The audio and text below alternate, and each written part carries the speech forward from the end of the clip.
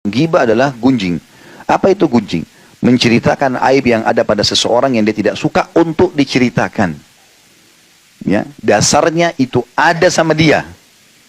Jalannya pincang, omongannya cadel misalnya, apalah, ada aib apa saja pada diri dia. Dia tidak suka. Kalau kita ceritain pasti dia marah. Maka itu namanya ghibah. Dan ini tidak boleh. Hukumnya diharamkan dalam Islam dan termasuk dosa besar dan penyebab siksa kubur.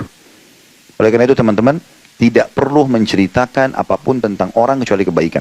Kalau nggak ada yang salah, jangan diceritain. Nggak usah ikut-ikutan. Kalau tidak ada pada dia lebih besar dosanya karena fitnah. Kalau ada ghibah, kalau nggak ada fitnah.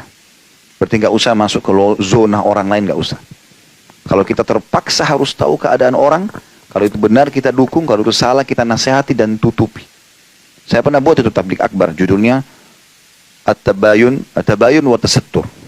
Cross check dan tutupi. Dan cross check pun ini kalau ada hubungannya sama kita. Baru kita cross check. Oh, saya mau pastikan sama dia. Karena ada hubungannya sama kita. Misalnya nama kita di bawah-bawah.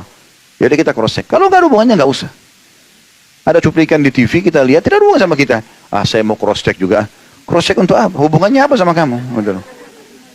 Nggak ada hubungannya sama sekali. Nggak perlu. Oh, ada orang beli mobil itu, saya mau cross check dulu uangnya halal atau tidak. Nah, hubungannya apa? Gitu. Jadi nggak usah gitu ya. Nggak usah masuk ke alam orang lain. Makanya Nabi SAW sering saya ulangi riwayat ini. Beliau kalau pagi hari, kayak kita sekarang waktu duha begini, habis mandi bersih biasanya lagi kosong, beliau jalan dengan para sahabat. Mungkin menjenguk orang sakit, mungkin masuk ke pasar, apalah. Nah seringkali di tengah-tengah jalan atau di tengah proses itu ada wahyu turun. Itu sering terjadi. Maka Nabi SAW kalau habis mandi segala macam sudah rapi, mau keluar, begitu buka pintu banyak sahabat depan rumahnya. Yang paling pertama kalimat Nabi, jangan ada yang ceritakan aib sahabatku. Saya ulangi, jangan ada yang ceritakan aib sahabatku, karena aku ingin bertemu dengan mereka dalam kondisi lapang dada. Kita sekarang buka pintu, langsung, udah tahu belum? Telepon, udah tahu belum? Langsung yang pertama itu. Buka gosipnya orang. Assalamualaikum, tidak. Gitu kan. Cerita apa yang bermanfaat, tidak. Tanya kabar, enggak, langsung. Ya. Jadi luar biasa campurin urusan orang. Ini bahaya, ghibah ya. Kalau Bapak Ibu dengar orang menceritakan, apalagi kalau baru kenalan ya. Baru kenalan sudah mulai cerita tentang aib suaminya, aib istrinya, pekerjaannya. Berarti tidak layak jadi teman itu. Kalau dia sekarang ceritain suaminya sudah 10 tahun sama dia, maka kita yang baru berteman 2-3 hari nggak diceritain. Diceritain sama dia nanti. Memang sudah begitu. Kalau kita ketemu sama orang, dia berbicara hanya yang bermanfaat saja. Kalau dia bicara ilmu, nasihat, pendidikan anak kah, masalah bisnis kah, masalah apalah, sukses rumah tangga, banyak yang bisa dibicarakan yang bermanfaat. Kenapa harus masuk ke zona yang tidak perlu? Gitu kan? Nggak usah. Dan jangan bilang, ini sering terjadi Bapak Ibu sekalian. Saya sebenarnya tidak mau ghibah sih, tapi loh, terus cerita lagi. Ya sama saja. Dia hanya mau nambah sedikit pembukaan di masalah ghibahnya. Nggak bisa, jangan masuk di situ. Dan ini saya lihat dijadikan sebagai pola di medsos kita, gosip nomor 1. Gosip itu ghibah. Masuk ke rumah tangga orang, ribut sama pembantunya, rumah tangganya dengan pekerjaannya, macam-macam mobilnya orang dibahas. Kadang-kadang dicari, mungkin kalau pakai sendal pun dibahas. Kenapa pakai sendal merek itu, kenapa begini dan begitu. Ini jadi masalah. Saya pernah ketemu dengan salah satu tokoh masyarakat, dia bilang, sampai pada tingkat meludah saja dinilai. Mungkin orang jalan dilihat, depan pintu dilihat, di mata-matanya dari jarak jauh. Ini orang keluar mau kemana nih arahnya, diikutin. Untuk buat info saja, berita. Ini semua nggak benar, dalam Islam tidak boleh.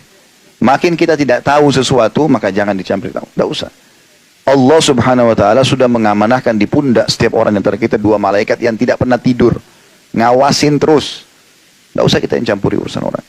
Sekali lagi kalau kita lihat ada aib, maka tugas kita luruskan. Kalau itu benar kita dukung. Kalaupun kita sudah luruskan, nasihati, tutup supaya dapat pahala ya. Terus sudah tahu fulan tuh, saya nasihatin tuh, kan jadi hilang pahalanya. Nggak usah. Dan nasihatin orang antara kita sama Allah SWT. Para ulama salaf salih dulu kalau mau nasihatin orang, dia tidak kenal. Dia datang mendekat lalu dia mengatakan, saudaraku, saya mendapat informasi karena dia merasa dia sampai di bawah namanya. Maka dia ada urusan sama dia mengatakan telah berita begini dan begitu. Nasihat saya bertakwalah kepada Allah, harus begini, harus begitu, harus begini. Selesai. Kata orang-orang yang diberikan nasihat, saya mendengarkan suara itu dengan nasihat itu seperti sebuah air sejuk di musim panas. Karena nasihatnya bertakwa sama Allah, hati-hati dengan siksa kubur, hati-hati dengan siksa neraka. Bagaimana kalau orang itu begini dan begini, bagaimana kalau kau di posisi dia. Setelah selesai dia bilang begitu, saya balik, saya lihat orangnya tidak ada. Udah hilang. Dia cuma nasihatin, dia pergi. Nggak butuh apa-apa. Jadi orang tidak ada masalah dunianya karena dia berpikir bagaimana mendapatkan pahala. Sekali orang yang nasihatin dia baik, maka sudah didapat pahalanya, kan begitu. Itu yang mesti kita lakukan. Jadi tinggalkan semua ini, bahaya sekali. Ghibah ini yang sekarang sudah seperti menjadi sebuah makanan ya. Ya, seperti sudah orang gibahin suaminya sendiri, istrinya sendiri, anaknya, segala macam hal. Ya, pembantunya lah segala macam. Ada orang pernah interaksi sama kita teman-teman, dia punya kekurangan, dia udah berhenti, udah biarin aja sudah, dia berhenti selesai, udah jangan dicampuri lagi.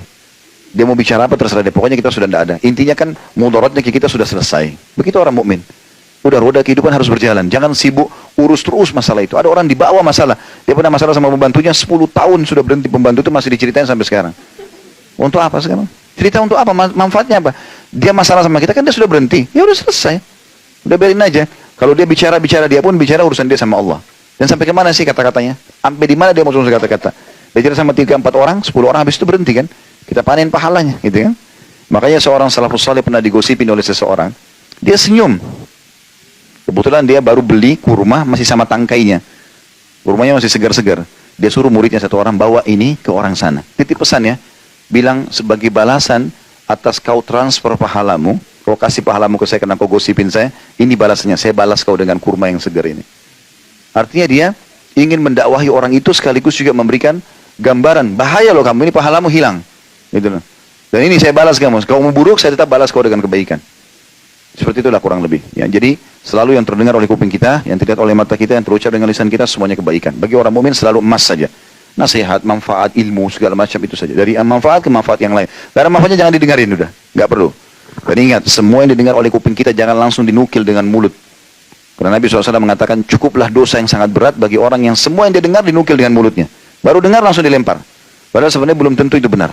Bagaimana kita tarik sekarang? Kita teman-teman, kalau sudah melemparkan kata-kata, itu susah sekali. Selama masih di lisan kita, maka masih milik kita. Kita bisa telan kembali, nggak usah diucapkan. Kontrol diri. Tapi kalau kita sudah ucapin, ini luar biasa. Pepatah bahasa Arab mengatakan, kalau kau titip sama orang emas, pastikan tidak akan bertambah. Tidak mungkin, bahkan bisa berkurang kalau kita titip emas. Tapi kalau kau titip kata-kata, pastikan akan bertambah. Ini kita cerita satu paragraf nih sama dia. Dia nanti cerita sama temannya itu 2 paragraf. Ini 10 orang 10 paragraf, jadi satu buku nanti. Padahal kasusnya cuma kecil. Tapi jadi besar gara-gara itu. Ya. Efeknya besar. Dan itu dimaksud dengan ghibah teman-teman sekalian. Dan Allah sebutkan dalam surah Al-Hujurat itu. Ya, selalu dibaca itu surah Al-Hujurat ayat 10 sampai ayat 12 tentang masalah larangan-larangan seperti ini.